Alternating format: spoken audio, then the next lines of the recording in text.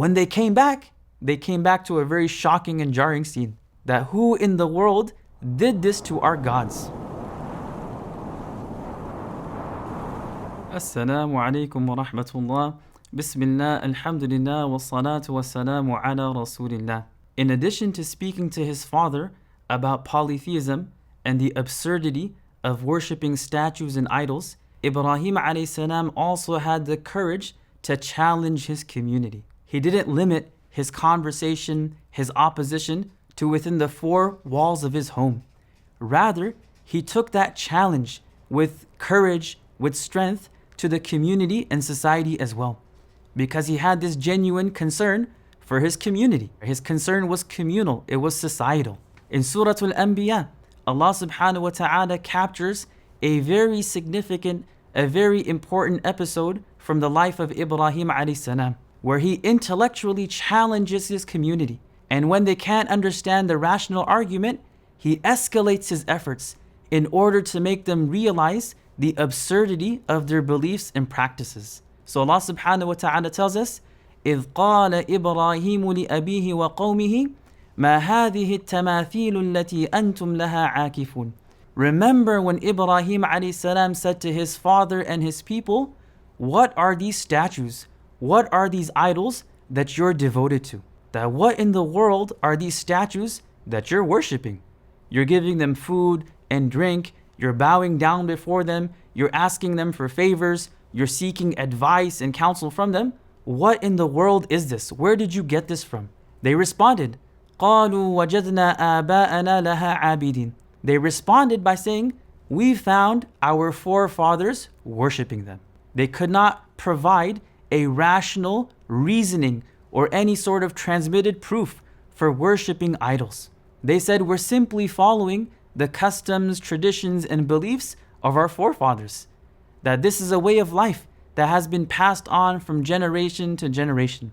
And this kind of highlights that the community he was living in was a little bit simple-minded. They weren't spending time reflecting on the greater truths and realities of life. So he responded by saying, قَالَ لَقَدْ كُنْتُمْ أَنْتُمْ وَآبَاؤُكُمْ فِي ضَلَالٍ مُبِينٍ.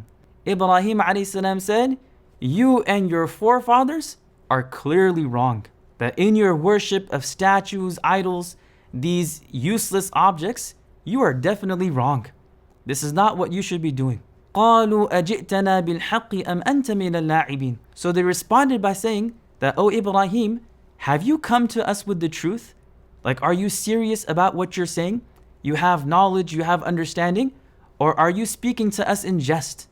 Are you just messing around? قَالَ بَلْ رَبُّكُمْ رَبُّ السَّمَاوَاتِ وَالْأَرْضِ الَّذِي فَطَرَهُنْ وَأَنَا عَلَى ذَلِكُمْ مِنَ الشَّاهِدِينَ. Ibrahim alayhi salam said, in fact, your Lord is the Lord of the heavens and the earth, the one who created them, the one who originated them, and I am a witness upon that.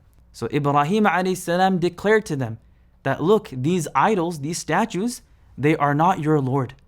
They don't have the ability to create. They don't have the ability to sustain, to provide, to nourish. They're not there to help you and assist you during times of difficulties, hardships, trials, and tribulations. In fact, Rabbukum, your Lord, is Rabbu samawati wal ardi alladhi fatarahun. Your Lord is the Lord of the heavens, the Lord of the earth, and the one who created them. The one who brought this universe and every single thing it contains into existence. The one who shaped and fashioned everything. The one who nourishes, sustains, and provides. The one who can be relied upon. The one whom you can call upon during times of difficulty, hardship, trials, and tribulations. So he's making them realize that this is the truth. And he says, وَأَنَا عَلَى ذَلِكُم مِّنَ الشَّاهِدِينَ. And I am a witness upon that. And then he said to himself, وَتَاللَّهِ لَأَكِيدَنَّ أَصْنَامَكُمْ بَعْدَ أَن تُوَلُّوا مُدْبِرِينَ. And by Allah, I am going to plot and plan against your false idols, your false deities, when you turn your backs and leave. So the people of Ibrahim alayhi salam, the people of this ancient society, they had a yearly festival. That every year they would go and celebrate a festival in the outskirts of the city, and then they would come back and they would worship their idols. So he decided that this year, when my people go to worship and celebrate this festival, I'm going to remain back in the city and I'm going to go and destroy all the idols. He came up with a plan. Now Ibrahim a.s. is making a promise to plot against these idols, but it's not coming from a place of vengeance. It's not coming from a place of anger or frustration. This is coming from a place of sincere, genuine concern. That if my rational arguments aren't making an impact, what else can I do to bring about reform in society? What else can I do to bring about change?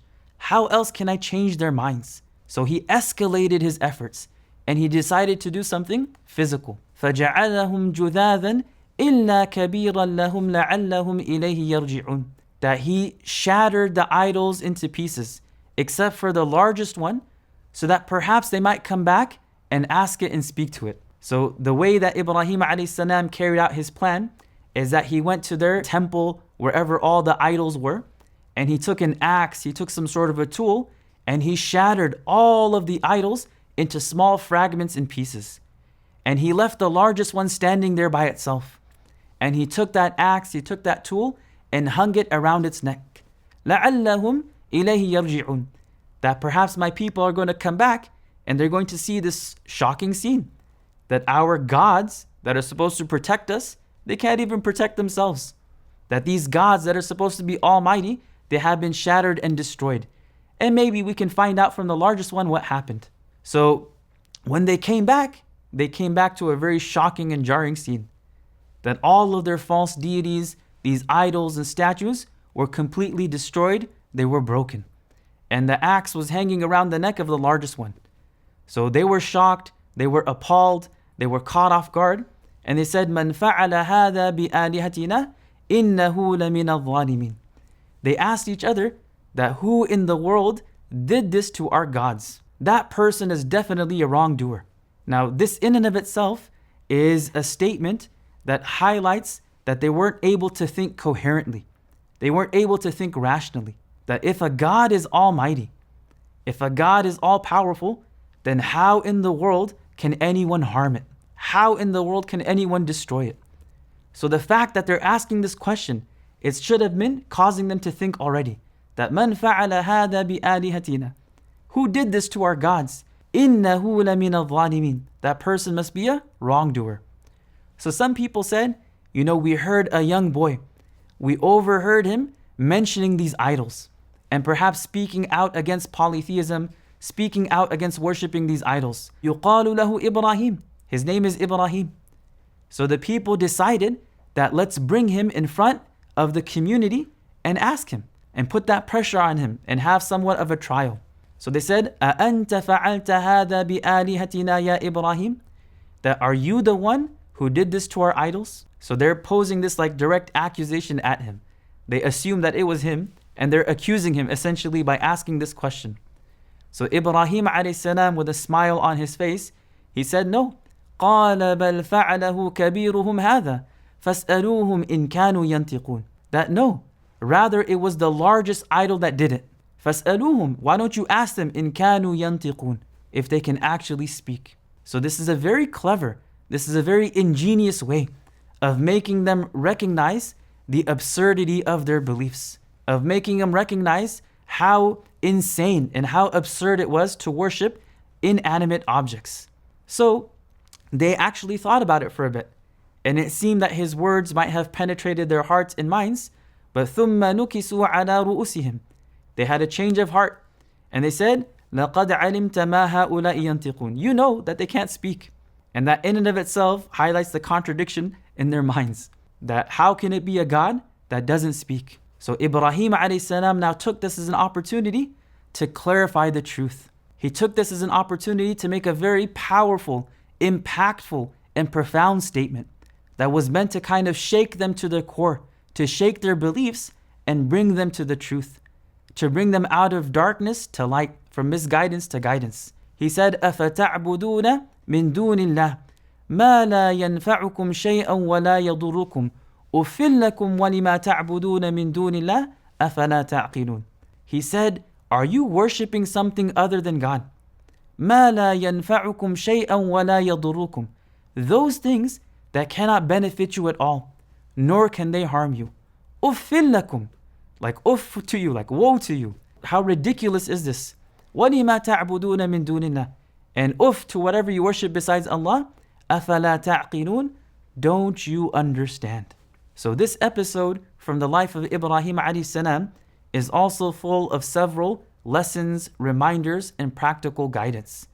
It is a very powerful lesson in monotheism, in standing up for the truth, in having courage and bravery, of placing one's trust and reliance in Allah subhanahu wa ta'ala, and most importantly, the willingness to sacrifice one's personal safety and one's personal standing for the sake of the truth. And it also highlights the importance of using wisdom and creativity in bringing about change. That Ibrahim alayhi salam, instead of engaging in useless, futile conversations, instead of engaging in useless, pointless debates and arguments, instead of adopting an attitude of confrontation and argument, he decided to take another route, a route that was ingenious, a route that was built upon creativity. And that creativity was something he was using to bring about real, true change in his society. That he realized that speaking to these people with rational arguments and proofs is not going to work. They're set in their ways. They are following and blindly following the traditions and beliefs of their forefathers. And this is something that has been ingrained in their consciousness for generations. I have to do something radical.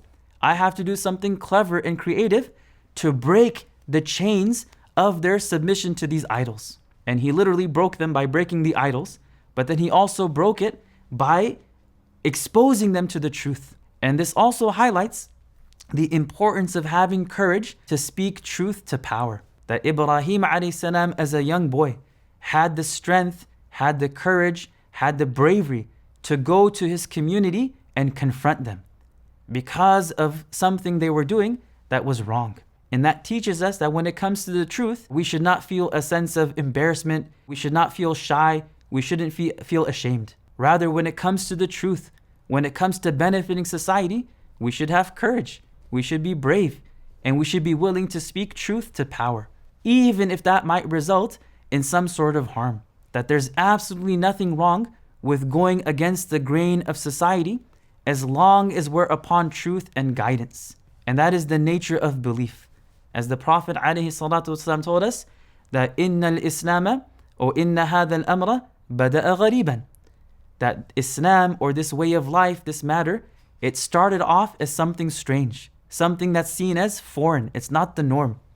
وَسَيَعُودُ كَمَا بَدَأَ, and near the end of times it's going to return just as it began, as being something strange, something that perhaps doesn't seem familiar. فَطُوبَى لِلْغُرَبَى, so glad tidings, good news of mercy, grace, forgiveness from their Lord for the strangers. And we see that modeled in the life of Ibrahim alayhi salam. And he's also highlighting the importance of this idea of al-amr bil-ma'ruf wa-nahyu 'anil munkar. That one of the defining qualities of the truth and the people of the truth is that they are always going to enjoin what's good and forbid and stop what's evil. That's one of the defining qualities of the ummah of Muhammad sallallahu alayhi wasallam. And the Prophet alayhi salatu wasallam told us that man ra'a minkum munkaran falyughayyirhu biyadi, فإن لم يستطع فبلسانه فإن لم يستطع فبقلبه وذلك أضعف الإيمان. That whoever among you sees munkar, whoever among you sees evil, whether that evil has to do with something material, some sort of sin, some sort of vice, something immoral, something unethical, a crime, something unlawful, forbidden, it doesn't matter what it is. If you see something that's munkar, فَلْيُغَيِّرْهُ بِيَدِهِ, then he should change it with his hand. He should do something physically to bring about change, if he has the ability, the authority to do so. فَإِن لَمْ يَسْتَطِعْ, if the person's unable to do so, فَبِلِسَانِ, then they should at least speak out against it. They should have the courage, they should have the strength, they should have the spiritual strength to speak out against what's wrong. And if they can't do that, then at least they should dislike it with their heart, and that is the weakest level or the weakest expression of faith. So Ibrahim alayhi salam is demonstrating to us what it means to stand up for the truth and to speak truth to power, and not just for the sake of yourself, but for the sake of the betterment of the community. We ask Allah to give us the ability to follow in the footsteps of our beloved Ibrahim عليه السلام. وصل اللهم على نبينا ومولانا محمد وعلى آله وصحبه وسلم. والسلام عليكم ورحمة الله. لبيك اللهم لبيك لبيك لا شريك لك لبيك لبيك الحمد والنعمة لك والملك لا شريك لك.